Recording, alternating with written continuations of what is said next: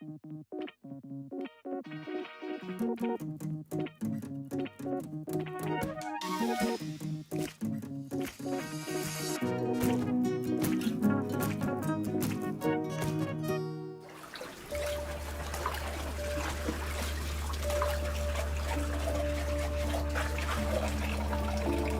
yang ketok-ketok Pak, kita kan sini. Jam 4, jam 8 terus mulai.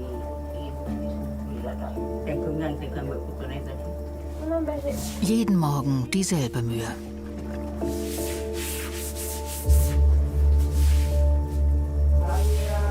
Seit das Land unter ihnen im Ozean versinkt, führen die Menschen an immer mehr Orten entlang der Nordküste Javas ein amphibisches Leben im Rhythmus von Ebbe und Flut. Sie haben sich dem Alltag im Wasser angepasst. Doch ergeben haben sie sich nicht.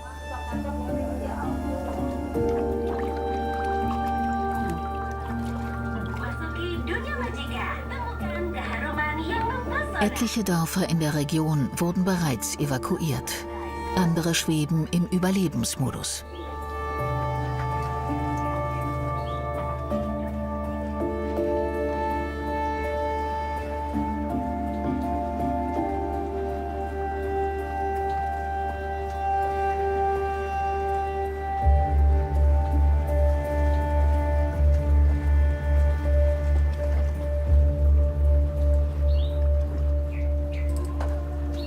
Timbul's Loko, eine Wasserwelt, nur 400 Kilometer östlich der Metropole Jakarta. Fast 150 Familien lebten noch vor wenigen Jahren in dem nordjavanischen Dorf. Seit der Ozean immer höher in die Häuser dringt, ist ein Drittel davon fortgezogen.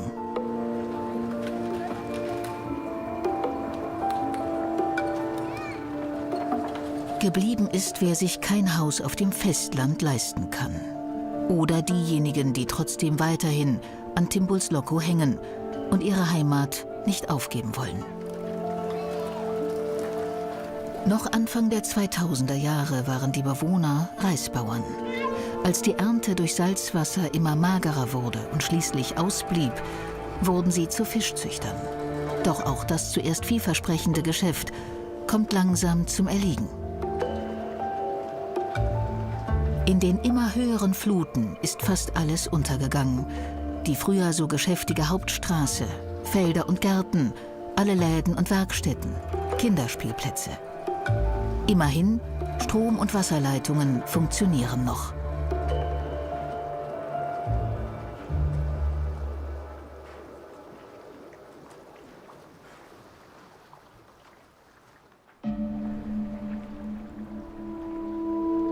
Bis zu 15 Zentimeter im Jahr versinkt Timbul's Loko seitdem. Als Opfer von Klimawandel, Bodenabsenkung und Küstenerosion. Längst haben die immer heftigeren Wellen und Strömungen die Fischzuchtanlagen angegriffen. Selbst die sedimentreichen Mangrovenwälder wurden zerschlagen und weggespült. Den einst so fruchtbaren Boden, auf dem sich neben Reisfeldern üppige Obst- und Gemüseplantagen erstreckten, hat der Ozean hektarweise erobert. Mit gekochten Taro-Wurzeln begann Sunarti schon als Kind den Tag.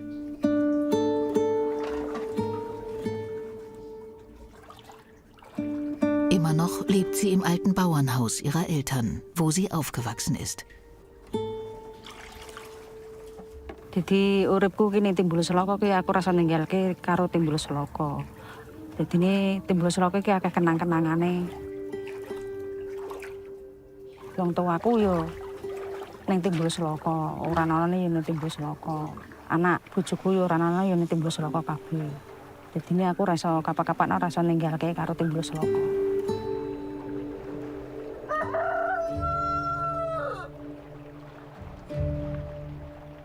Kesel setiap hari itu ngepel terus, tidak ada yang nemenin. Jadinya saya capek-capek sendiri, kerja-kerja sendiri, apa aja sendirian. Jadinya saya sedih. Jadinya saya sedih setiap hari. Setiap hari ini airnya masuk terus. Kayaknya tahun itu 2014 ada lumpurnya itu banyak lumpurnya. Kalau pengap ya susah toh Mbak kalau pengap. Ya itu pasti ya nggak enak lah istilahnya.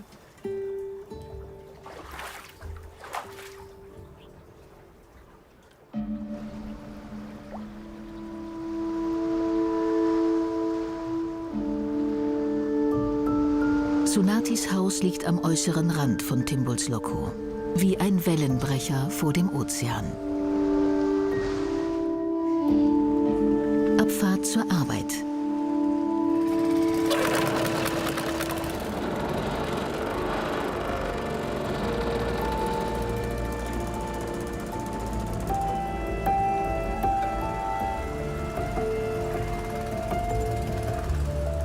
Nak ning sawah ngono ki sembarangan ya ono kacang, lombok, terus sakbare numpak sepeda, terus dolanan, jedongan, pokoknya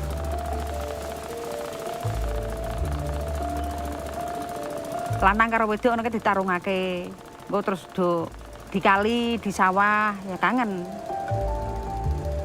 Ono sing abang, ono sing putih, kuning, ono sing abang, sampai saiki je mampu ambune sawah kuwi mau. Saiki iso asin kabeh kaya ngene.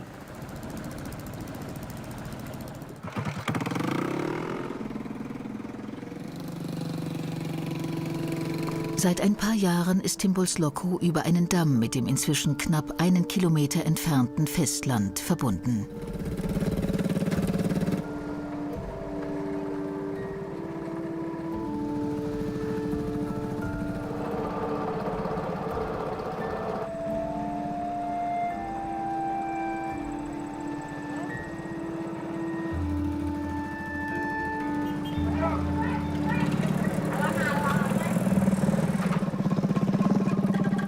Ein Dutzend Kilometer weiter, auf dem Sayung-Markt, beginnt Sunatis Arbeitstag. Juang, biasanya.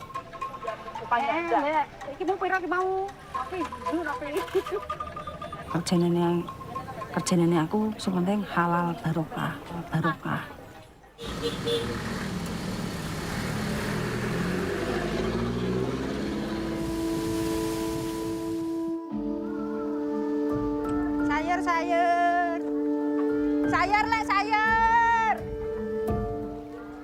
Sayur.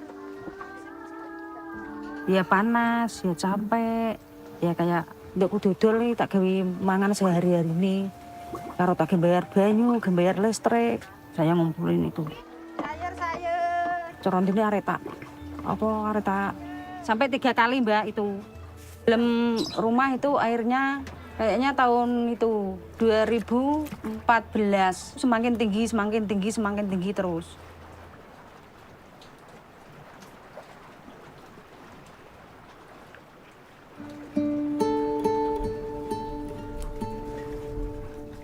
Nate saking nganune sang cucu airnya munggah. Saya pernah itu tenggelam, itu ada kasurnya mumbul.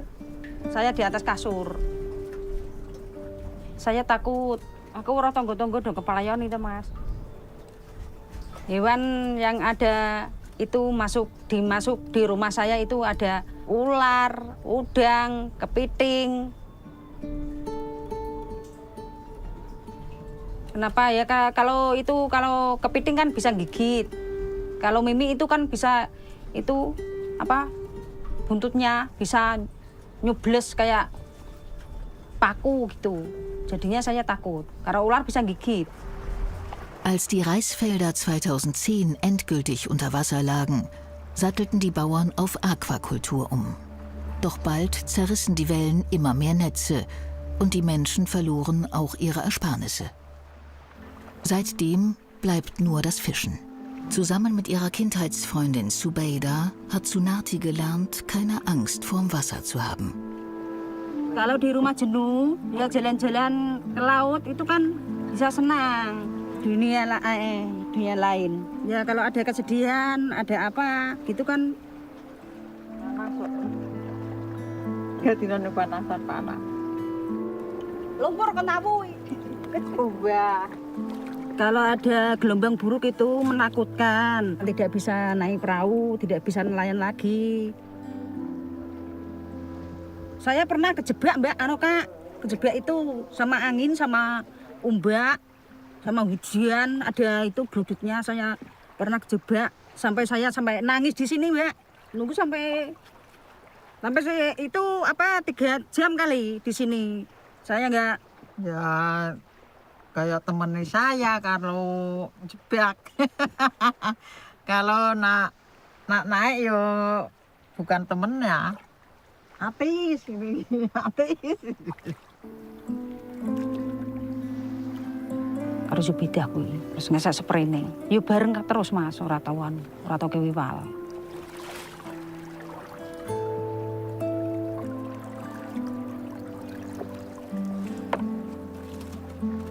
Kerpu dia. Kerpu piting dia.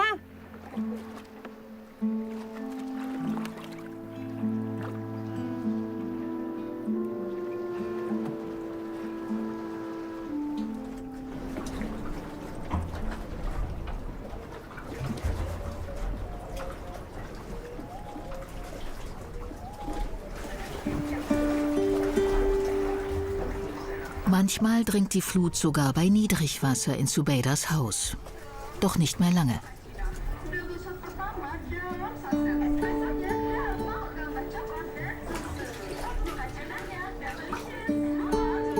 Ihr Mann Suramin hat günstiges, gebrauchtes Holz aufgetrieben. Dafür hat er sich hoch verschuldet. 2 Kinder hat das Paar. Der Sohn arbeitet auf dem Bau in Bali. Die Tochter studiert auf dem Festland. Nachdem sie ihre Felder und auch die Aquakulturanlage verloren haben, schlägt sich Suramin als Fischer und Gelegenheitsarbeiter durch.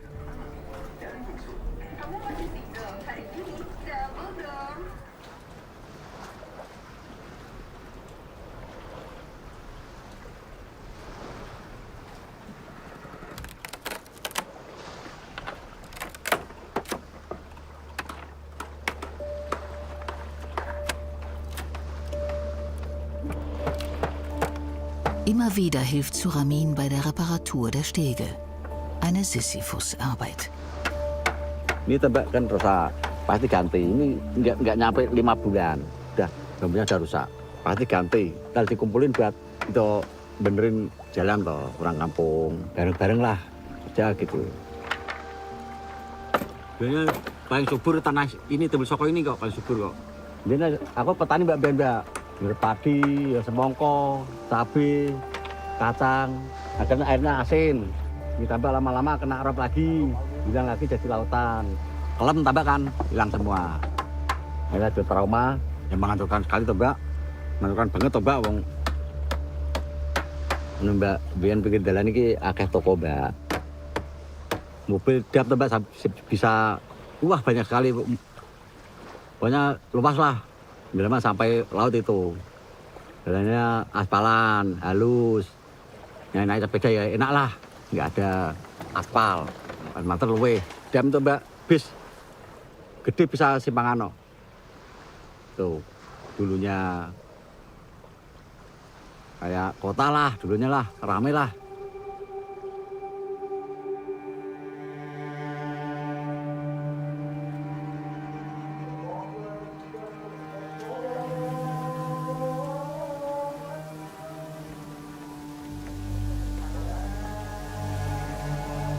Selbst die Toten versinken in Timbulsloko in den Fluten. Einige Grabsteine hat der Ozean bereits mit sich gerissen.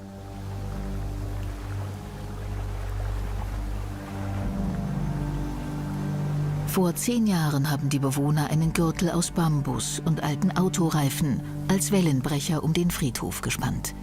Doch immer wieder bricht die Barriere zur stürmischen Regenzeit ein.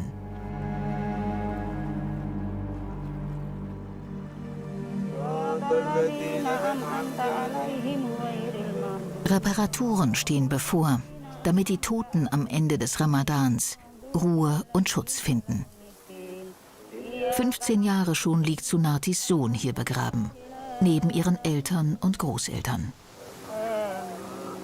Seit Generationen bewahrt der Friedhof die Geschichte und die Seele des langsam verschwindenden Dorfs.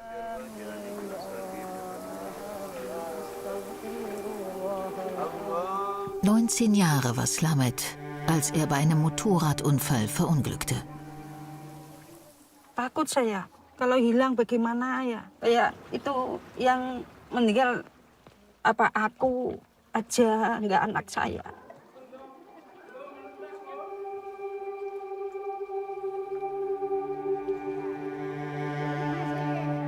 Kayak itu yang meninggal apa aku aja, nggak anak saya. Saya ini sudah tua, masa anak saya umur berapa 19 tahun, masa udah meninggal. Saya nggak pernah bayangin seperti kayak gitu ya. Ingat terus Mbak. Ya saya sedih.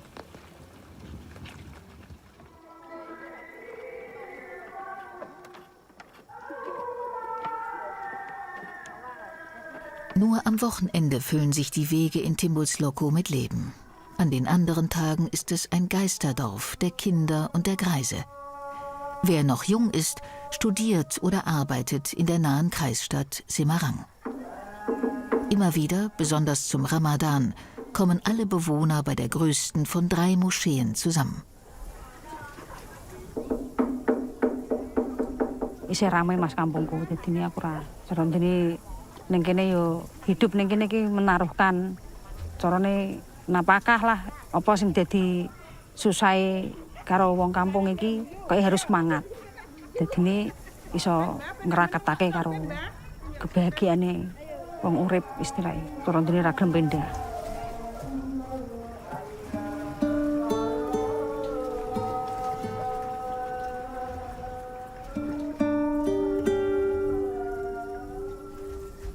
Auch familiäre Bindungen sind in Timbulsloko überlebenswichtig.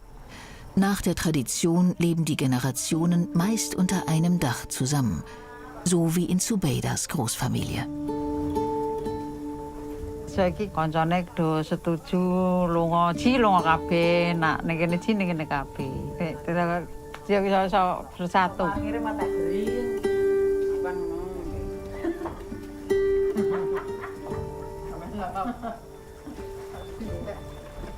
Bapak ya butane ning kene ama. Jaring jebak. Lah ning pindah ki rebutane apa? Wis tuwa, ora payu ning pabrik ning omah. Enak ning kene.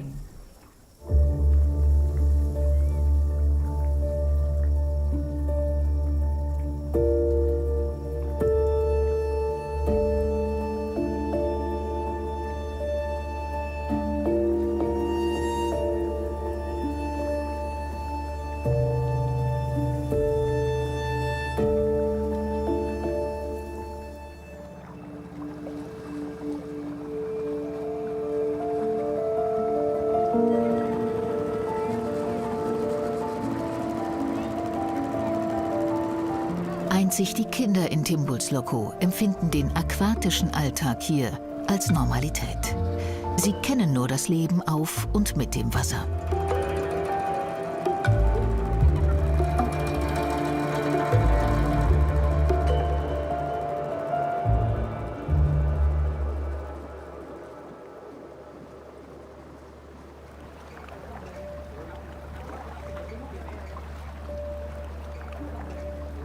In 3 Tagen wollen die Bewohner von Timbulsloko den Schutzgürtel um den Friedhof reparieren, rechtzeitig zum Zuckerfest am Ende des Ramadans.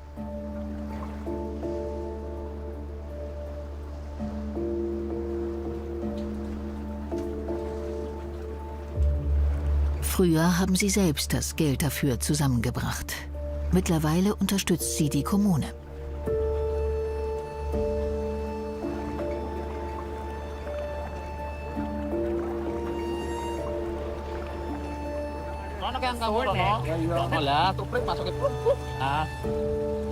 Bereits mehrmals hat Muslim den Bau geleitet. Kesulitannya ya Mbak, dari sana ke sini itu ombaknya gede Mbak, ombaknya besar. Bambunya itu goyang-goyang terus. Terus nariknya itu agak berat gitu loh Mbak. Jadi sebenarnya sih nggak percuma, cuman daya tahannya itu kurang panjang gitu loh Mbak. Kalau dikasih beton kan lebih panjang, lebih lama lah ibaratnya. Ibarat tuh dia itu bisa ngomong ya, yang udah meninggal ya, paling kayak begitu. Nangis, lu ini gimana ini kan?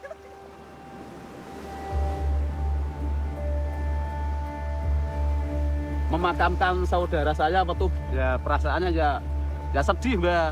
Cuman mau gimana lagi?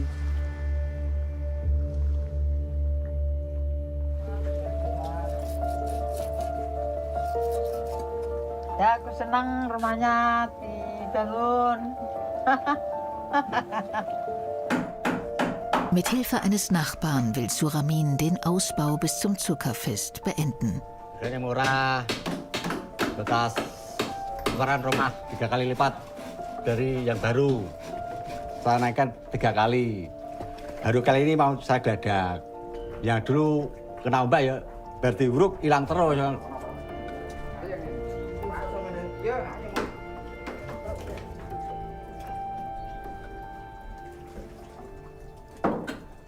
Gedeng karo banyu nih. Coro itu dong labaki ngono kuwi Mas, do mlebu.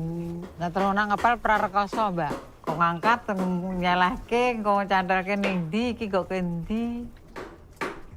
Kanca-kanca iso ning omahku iso jagong-jagong. Iso seneng-seneng.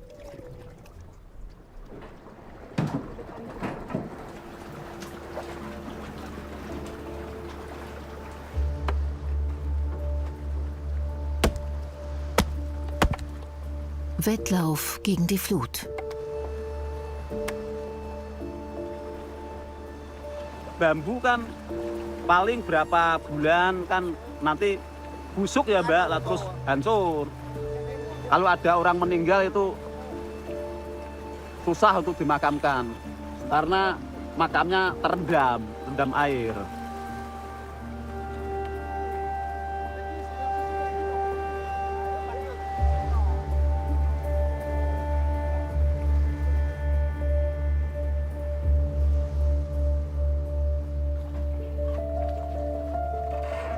Wettlauf gegen die Flut auch im Haus von Zubeida und Suramin, bevor das Wasser die Baustelle überschwemmt.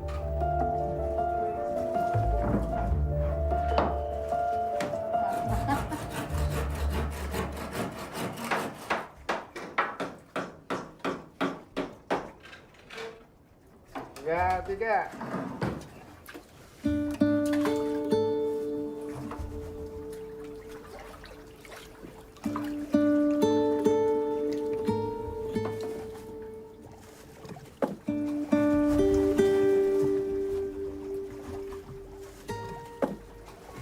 Kalau naruh di bawah ya pasti kelintir. Punya papan 6 papan.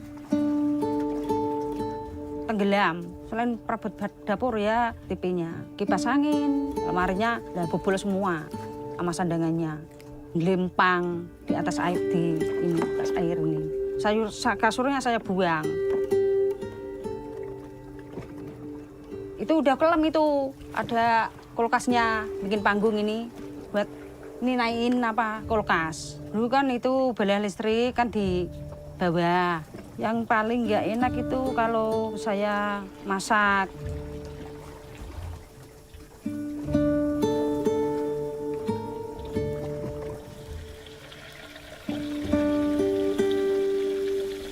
Saya tinggiin kok masih ini airnya masih masih tinggi. Itu takutnya kalau tidur ntar airnya bisa naik.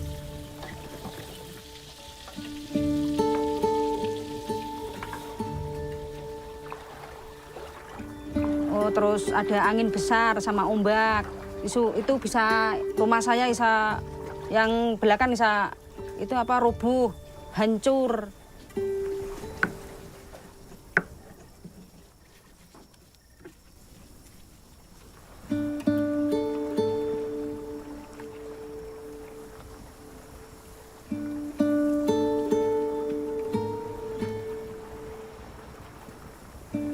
Itu habis semua duit saya kalau perusahaan kerja itu sampai 5 bulan, 6 bulan. Kumpul-kumpul tiap hari. Dikit-dikit. Ya saiki aku ya rasane kaya saiki anane banyu mah. Pindah mangke to nak kancane pindah-pindah.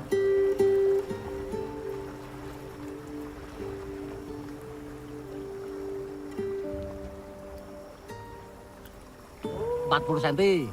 Yang kedua 70. Jendela itu kan 70. Itu gatul 70. Sudah dinaikin lagi gitu loh. Ya udah biasa tuh Mbak.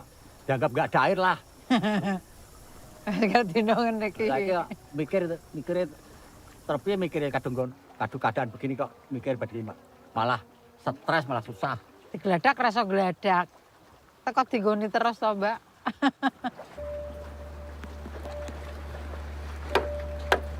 Wettlauf gegen den Sturm. Kalau memang kenyataannya nggak selesai ya gara-gara cuaca ya semangat. Ya sebenarnya sih susah tapi demi kebersamaan kan nanti kalau lebaran kan biar bisa nyekar bareng-bareng gitu loh. Kalau nggak ditanggulangin wah nggak bisa nyekar Mbak.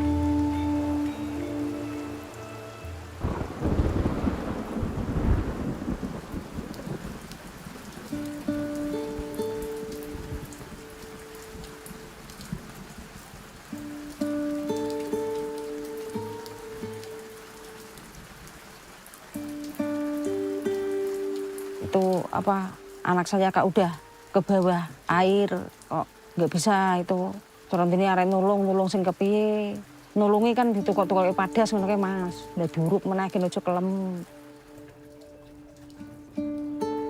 angger pikirane mantep madhep yo pasti yo nah padha karo ninggalake anakku yo ora tegelku kuwi Mas carane aku kok ngesek mentu saka Timbul Seloko. Iki soalnya anakku cara ndene daging darahku lah istilahnya. Ana sing tinggal ning kene. Dadine aku koyo ora nglelakake Mas carane. Ora nglelakake koyo. Carane iki kelingan anakku gitu.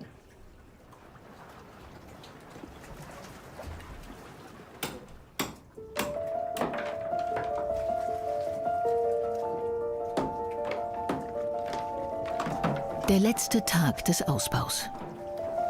Oh, dhuwuren.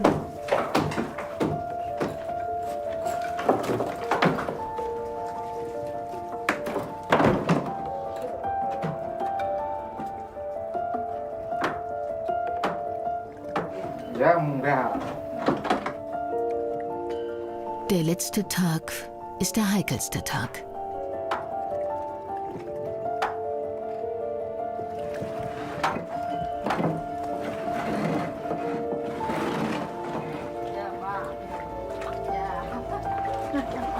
Pas tidak sundul.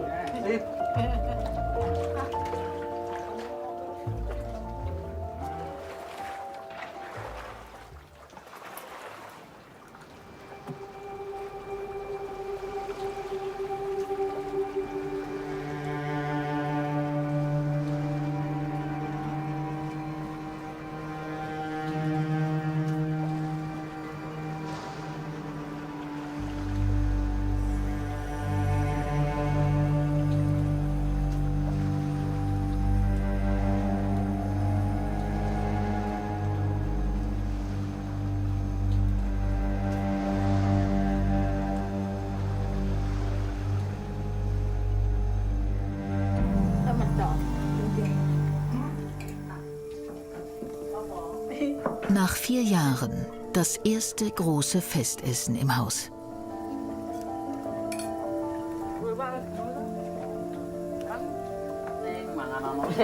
Wis akeh berarti.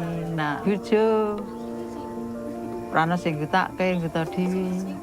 Ora wong isin. Lah kopi ku ngombe. Ngomong kan buju kan buju. Malah melongo. Ya bener ya, Gus.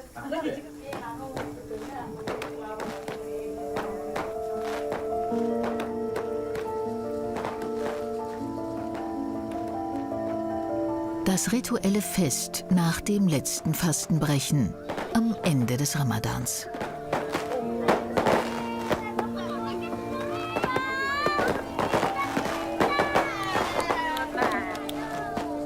Aku carane ora ngurusi sing kono kuwi. Kuwi kan saka permenta. Carane iki tahap iki kudune timbul sloka ilang kabeh. Iso apa kejene wonge kudu pindah kabeh iki wis dadi segoro kabeh. Pranono apa desa kabeh sing kuwasa sing nakdirke. Soale padha semangat lah istilahnya. Dadine do padha enggak mau ora gelem anu apa ki pindah saka timbul sloka. Berjuang padha semangat kabeh.